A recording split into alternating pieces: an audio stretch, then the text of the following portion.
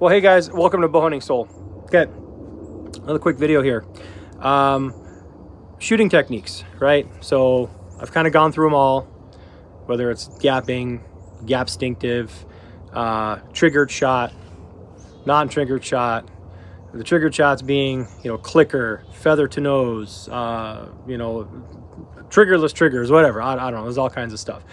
But whatever you choose, right, you're going to have to, you're going to evolve. I'm not saying just stick with it all the time, because I haven't stuck with anything. I've kind of evolved, and your shooting kind of just evolves over time, where you just learn to do it, and you just learn to shoot, and you know if you've done something wrong, you know if you've got a good release, you know you've got all that. But coming back to this triggered shot thing, so I had moved away from the feather to nose technique, right? Now, on my ASLs and basically all my ASLs, I'm doing more of a fluid shot. Okay, just increasing back tension.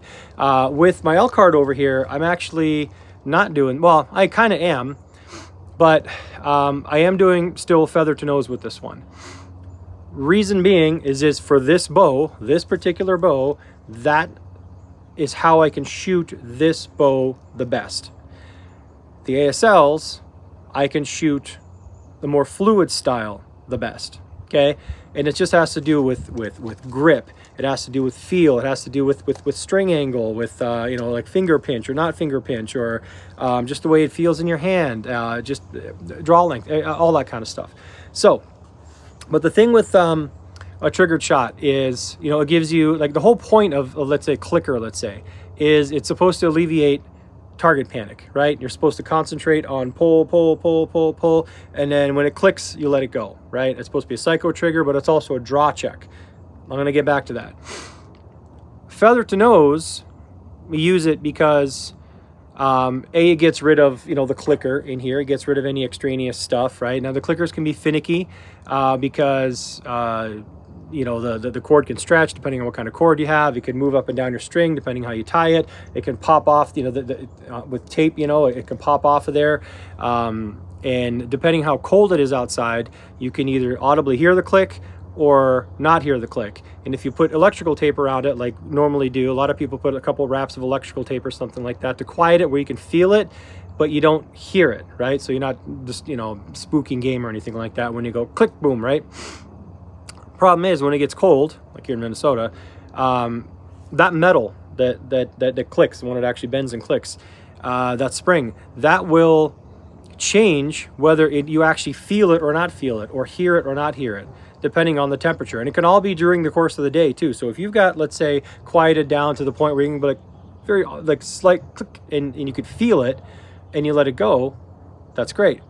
But then, like, when it gets colder, that goes away, and then you're like, am I there? And I've actually yanked the clicker off of the limb before, because I'm pulling, and it had already been extended, because anyway, so it's got problems. The other problems with the clicker is, sorry, I'm sitting on the ground over here because my tripod, little springy thing that holds my phone, is I lost it somewhere out here. So I have the tripod, I don't have the little thingy, so I'm kind of on my knees on this thing. It's the best angle I can get.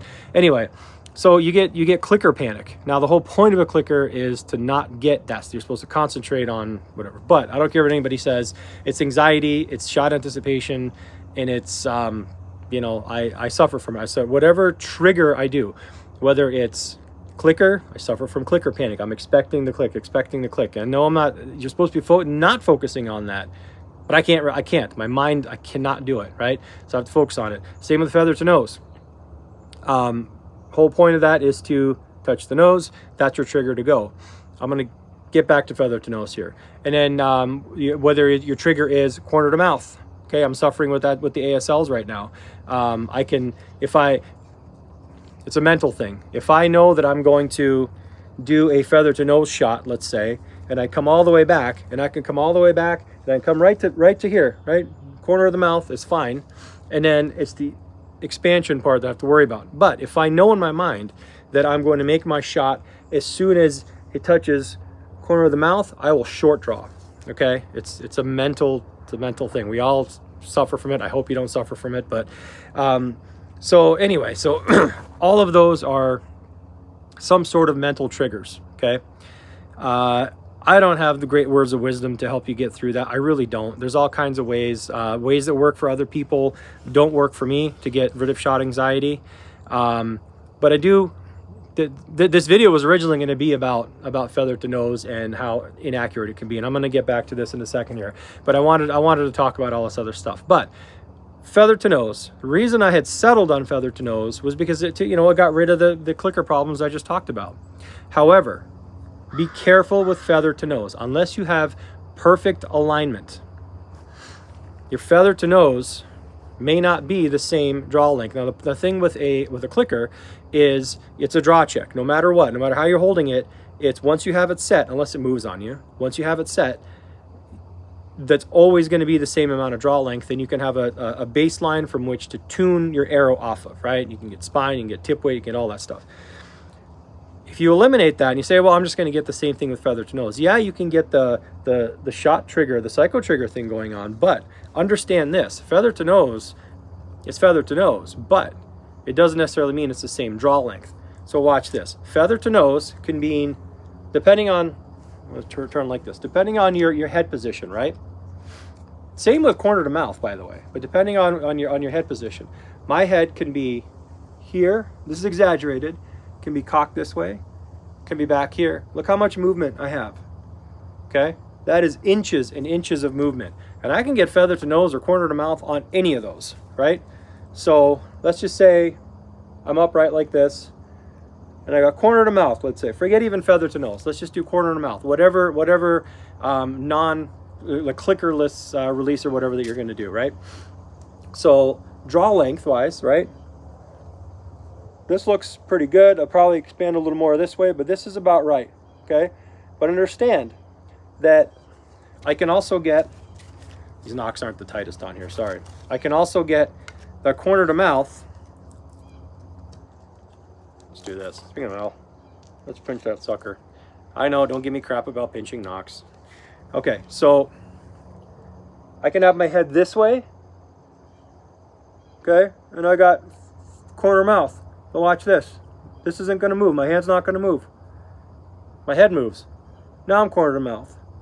My head moves back even more. Now I'm corner to mouth. You see that? Okay? So your draw length is going to vary.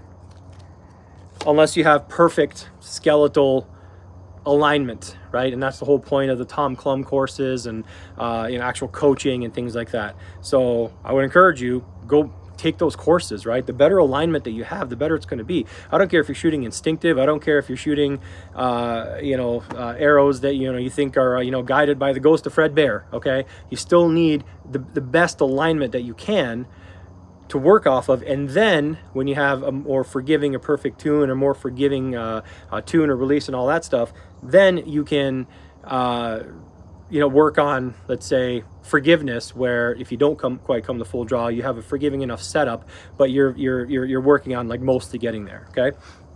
So anyway, that's going to be just the kind of gist of this. Okay. Feather to nose works.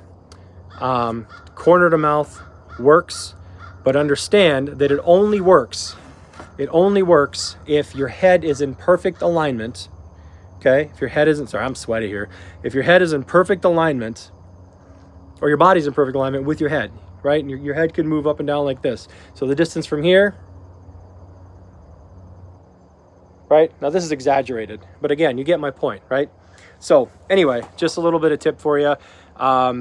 If you're gonna use a clicker, yeah, it gives you two things. It gives you an actual draw length that's the same every time, but also it's the psycho trigger.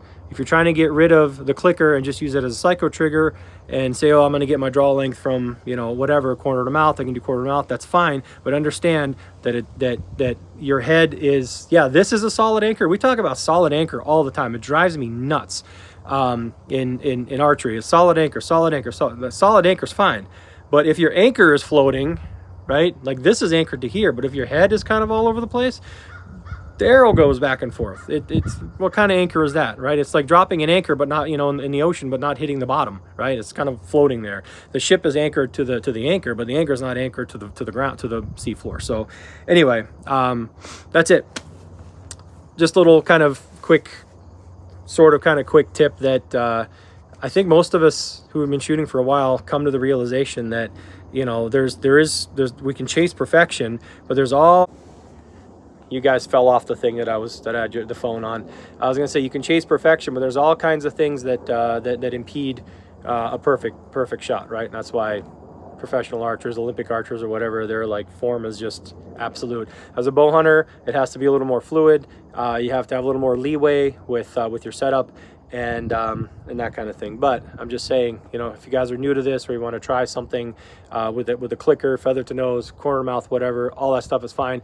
Just understand that one is not the same as the other, and they all have their own little quirks. Okay, so anyway, good luck, good shooting, happy hunting this season. Let me know if you have a triggered shot, not triggered shot, or, you know, if you, like I said, if you bore a hole and it just gets there magically. So I would love to be able to do that. All right, that's it. Hope your hunting season is off to a good start. If not, good luck when it does kick off, and leave comments below. And thanks for watching. Appreciate it, guys.